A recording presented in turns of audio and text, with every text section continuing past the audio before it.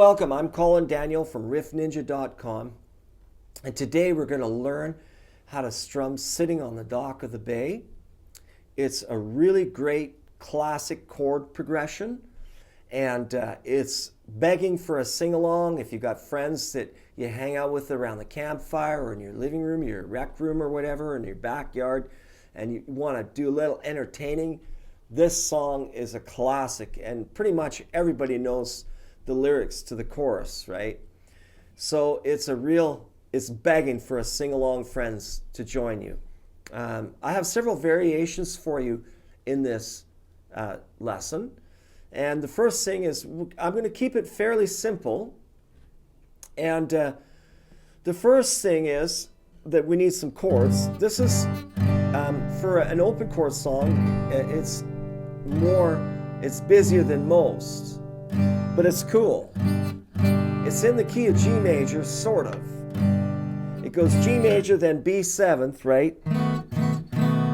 Then a C major, an A major, an E major, and a D major. We have one bar chord. So we have 6 basic chords: the G major, the B seventh, the C, the A major, the E major, the D major, and one bar chord, which I'm not going to worry about right now because the one bar chord happens in the bridge and it's just for one bar. So don't lose your mind over it because I'll show you some ways to get around that. Don't run away from this yet. It's a very cool song. And then we need to learn a strum. Now, I'm assuming most of you have seen these basic chords like the G. You can play a G like this, or the G like with my extra finger. You know, they're both G major chords. That's up to you. Play a G major chord, right? The B7, that's probably your most difficult chord out of the bunch. You know, your first finger on the 4th string, 1st fret. Your second finger on the 2nd fret, 5th string.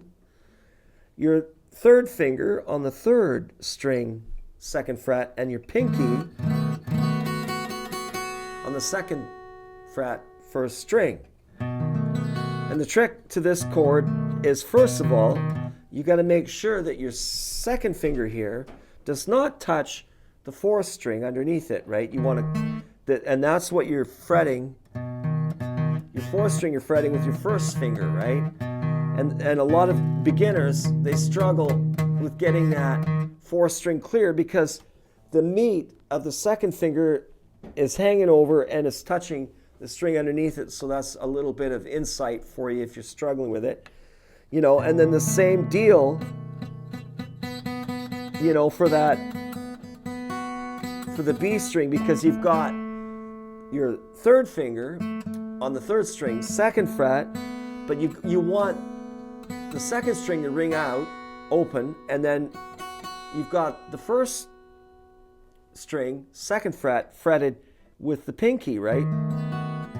So that's the one chord that would take you a little more work. Going from the G major to the B7th isn't that hard. You can practice that. What I would do with the G major to the B7th is take your 2nd and 1st fingers and just move them over a string each, right? And a fret down. And then all you have to do is slide your pinky to the 2nd fret and drop your 3rd finger down on the 3rd string, 2nd fret. So in slow motion, going from the G to the B7th, like that, right? C, well, that's pretty standard. Sometimes they use the C with the G bass because it's rich sounding. So if you see me doing that, haha, no pun intended, C to C. If you see it this way, that's a C major / G. You can play it that way too. Or just with a regular C without the G bass note. A major, pretty standard.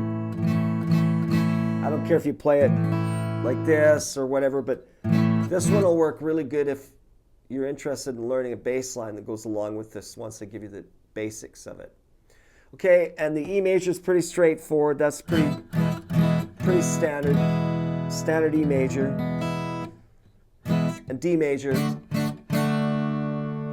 And now we're going to start to piece this together. And when you're learning a song, it's always important to learn it in sections and chunks and then piece it together like a puzzle. So in the original, and this is the inspiration for this recording, this is the inspiration for this study, this lesson, is the original recording, the studio version of Dock of the Bay. And at the beginning,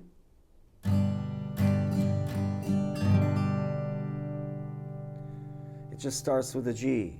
And the strum is 1, 2, and 3, and 4, and down, down, up, down, up, down, up. 1, 2, and 3, and 4, and that goes on for 4 bars. 1, 2, 3, 4.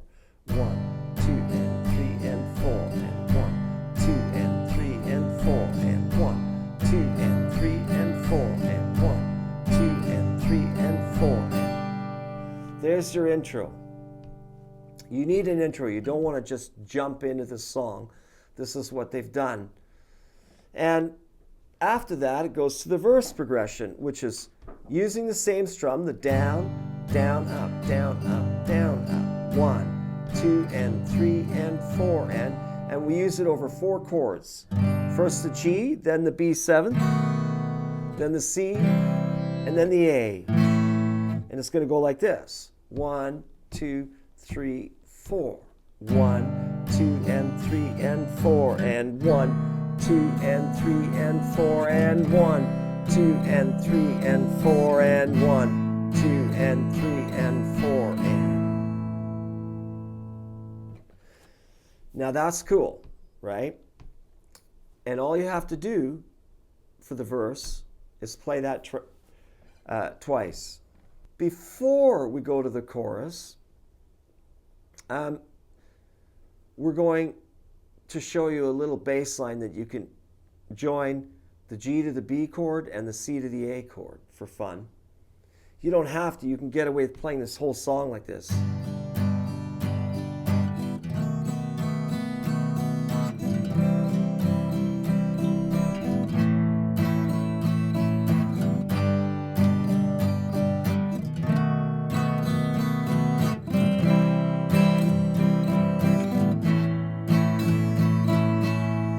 Notice when I'm strumming that I'm emphasizing the first strum. Like I'll go 1, 2, and 3, and 4, because it's just a straight down strum, right?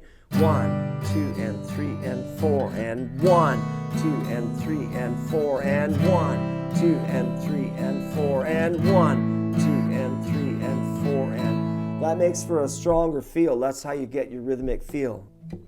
Then we're going to just show you how to add the single note bass line to it. The verse is just 8 bars, right? The progression G, B7, C, A twice. Okay, what we can do here is we can add a bass line. So if we're going to strum it and add the bass line, which adds character to the song, then what we do is we do this. We go 1, 2, and just do the first half of the strum pattern that I've taught you. So the 1, 2, and. Right? Then we strike bass notes. Start with the G, which is the root note of your G chord. Then you go to an open A. Then you go to an A sharp. And next one is a B. Notice how I used my first finger there. So I went. So it's 1, 2, and 3, and 4, and you hit the B with your second finger, and then you lay down your chord, and that buys you some time, right? It's a good way to cheat, right? 1, 2, and 3. So 1, 2, 3, 4.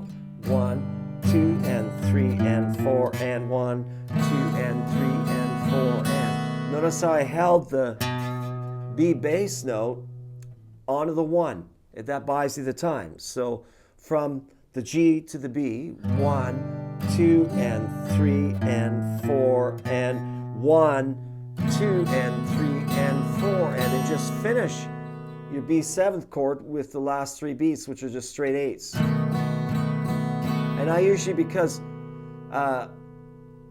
it's busy there, instead of playing like the fourth beat is an eighth note I just played as a quarter. So I go like this: 1, 2, and 3, and 4, and 1, 2, and 3, and 4, right? And don't strum the and again. That gives you time to recover and get to the C. 1, 2, and now the bass line: C, B, B flat, A. Let the A note ring out into the next beat and then go for the A. 2 and 3 and 4. Pretty cool. What does it sound like together? 1, 2, 3, 4. 1, 2, and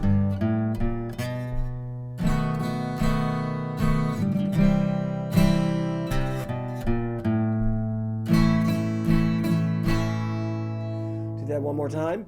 1, 2, 3, 4.